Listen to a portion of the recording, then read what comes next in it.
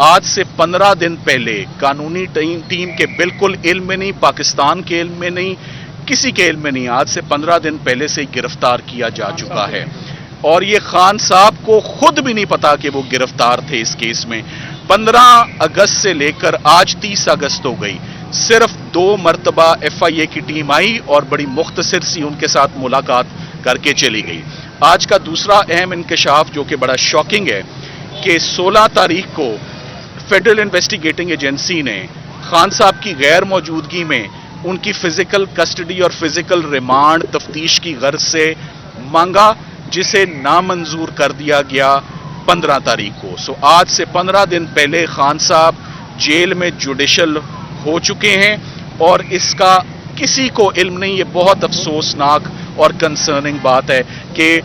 Official secret act की proceeding को आज तक कभी ऐसा नहीं हुआ कि किसी भी मुकदमे की इतनी सस्पिशियस और इतनी सीक्रेटिव प्रोसीडिंग्स जो हैं वो चलाई जाएं कि उनको अवाम के सामने, हत्ता के वकला के सामने जो उनको डिफेंड कर रहे हैं, मुल्जिम को भी नहीं पता जिसके ऊपर आप ये इल्ज़ाम लगा रहे हैं कि उसके साथ हो क्या रहा है। ये तमाम की तमाम फंडामेंटल राइट्स की बड़ी ब्रेजन और बड़ी ब्लेटेंट वायलेशन है। आर्टिकल 10A की वायलेशन है। ये फ्री ट्रायल उनको नहीं दिया जा रहा, जिसका आज पता चल रहा है। आज हमने इमरान खान साहब के जुडिशल होने पर फौरन उनकी जमानत जो है बेल एप्लीकेशन फाइल कर दी है, जिस पर FIA को नोटिसेस इशू हो गए हैं और 2 तारीख को बरोज हफ्ता 2 सितंबर को उनकी बेल हेयरिंग पर बाकायदा समाअत होगी और उस पर बहस होगी। सो हमारे जिन दरखास्तों पे 3 एप्लीकेशंस पे आज नोटिसेस FIA को हो गए हैं। बेल एप्लीकेशन सैटरडे को 2 को सुनी जाएगी खान साहब की साइफर केस में, और साथ ही साथ में जो जेल ट्रायल को हमने चैलेंज किया है और इन प्रोसीडिंग्स को ओपन करने के हवाले से एप्लीकेशन पर भी नोटिस 2 तारीख को हुआ है। मैं अब आपको इन दी एंड जो खान साहब ने मुझे आप तक पहुंचाने के लिए अपना पैगाम दिया है कि साइफर का मुकदमा आखिर है क्या। सबसे पहली बात, खान साहब पे 2 इल्ज़ामात हैं साइफर के हवाले से। नंबर 1 कि उन्होंने साइफर को अपने पास रखा हुआ है कहीं छुपा कर, और नंबर 2 उसका गलत इस्तेमाल किया। मैं इन दोनों बातों पे आपको उनका मौक़िफ़ आपके आगे रखना चाहूँगा। साइफर की, जैसे कि आप सब लोग जानते हैं, अब ये बहुत दफ़ा बात डिस्कस हो चुकी है, मंजर आम पर आ चुकी है। साइफर एक डिप्लोमेटिक कॉरेस्पॉन्डेंस है, एक एक्सचेंज ऑफ कम्युनिकेशन है। ये कॉन्फिडेंशियल होती है, ये प्रिविलेज्ड कम्युनिकेशन होती है जो हमेशा फॉरेन ऑफिस के पास उनकी तहवील में ओरिजिनल रहती है। और इस बात की तस्दीक जो इंटीरियर मिनिस्टर राना सनाउल्लाह साहब की स्टेटमेंट सोशल मीडिया पे मौजूद है कि साइफर तो हमारे पास है। तो अगर साइफर आपके पास है और वो ओरिजिनल डॉक्यूमेंट आपके पास है, तो फिर ये मुकदमा किस बात का और ये इल्ज़ाम किस बात का। ये फेडरल इन्वेस्टिगेटिंग एजेंसी ने भी ये बात तस्लीम की है कि साइफर का ओरिजिनल डॉक्यूमेंट फॉरेन ऑफिस के पास मौजूद है। तो फॉरेन साइफर की जो 4 कॉपियां बनती हैं, उनमें से 1 कॉपी जो है वो खान साहब के पास आती है। उस कॉपी के अंदर जो इंफॉर्मेशन थी वो ऑब्जेक्शनेबल इंफॉर्मेशन थी। वो पाकिस्तान के अंदरूनी मामलात और पाकिस्तान की अंदरूनी पॉलिटिक्स में मदाखलत थी, और उस मदाखलत को, उस साइफर को बाकायदा, सबसे अहम बात जो मैं आपसे शेयर करने जा रहा हूं, ये ऑफिशियली कैबिनेट के आगे, पूरे कोरम के आगे इस साइफर को रखा गया, इसको डिस्कस किया गया, और कैबिनेट की प्राइम मिनिस्टर साहब की मौजूदगी में उस वक्त की लेजिटिमेट गवर्नमेंट ने साइफर को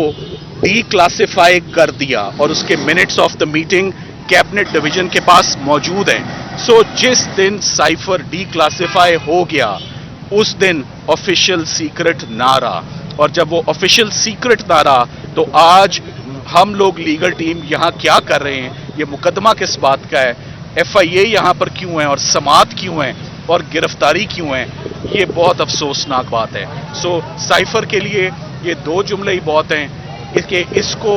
कैबिनेट ने डीक्लासिफाई किया, और जिस दिन ये डीक्लासिफाई हो गया ये ऑफिशियल सीक्रेट ना रहा और इसके ऊपर कोई प्रोसिक्यूशन ना की जा सकती थी। मैं मजीद ये भी आपको बता दूं कि डीक्लासिफाई होने के बाद اس کو نیشنل سیکیورٹی کاؤنسل کے آگے بھی اس معاملے کو رکھا گیا، اور اس کے بعد جب اس کے کانٹینٹس کو دیکھا گیا تو باقاعدہ طور پہ ہمارے فورن سیکرٹری نے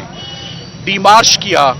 جس ڈی مارچ میں آپ کو سادہ زبان میں بتا دیتا ہوں، وہ ایک پروٹیسٹ ہوتا ہے، وہ ایک گلہ ہوتا ہے، وہ ایک شکایت ہوتی ہے جو ہمارا فورن آفس کسی اور فورن کنٹری کو دیتا ہے کہ آپ نے ایسا کیوں کیا ہے۔ تو جب وہ گلہ بھی دے دیا اور سیکیورٹی کاؤنسل نے دیا اور کیبنٹ نے اس کو اپروو کیا اور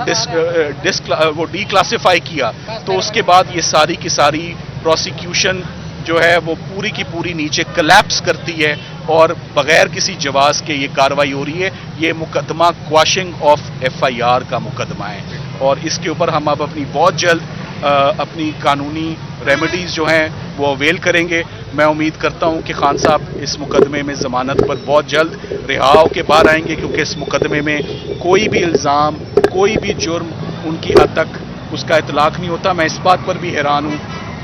کہ خان صاحب کا اگر ایک مقدمے میں جوڈیشل ریمانڈ ہو چکا ہے اور رات کی اندھیرے میں وہ ہوا، یہ گرفتاری کیوں لی گئی ہے اس مقدمے میں؟ کل جب خان صاحب کی توشہ خانہ کیس میں ان کی سزا سسپینڈ ہو گئی، واحد مقدمہ جس کے اندر وہ جیل میں اس وقت جیل کی حراست میں تھے، تو فوراً منظر عام پر لایا گیا کہ ہم نے تو ان کو سائفر میں اریسٹ کر رکھا ہے۔ یہ میلا فیڈے ہے فیڈرل انویسٹیگیٹنگ ایجنسی کی، اور یہ انہوں نے جس انداز میں، جس آبجیکشنیبل انداز میں یہ تمام پروسیڈنگز کل سے لے کر آج دن تک جو واقعات رونما ہوئے ہیں، اور جس طرح یہ آج کی ہیئرنگ یہاں پر جیل میں ہو رہی ہے، یہ بات بہت انفارچونیٹ ہے، اور ہم اس پر باقاعدہ 2 تاریخ کو ہم یہ تمام اپنے خان صاحب جیسے میں نے کہا ہائی اسپرٹس میں ہیں، اور وہ بالکل کسی بھی چیز سے پریشان اندر نہیں ہیں، بلکہ باقی جو انہوں نے اپنے جیل کے حالات ہیں، میں اپنے باقی دوستوں سے ریکویسٹ کروں گا کہ وہ آپ کے آگے ان کے باقی جی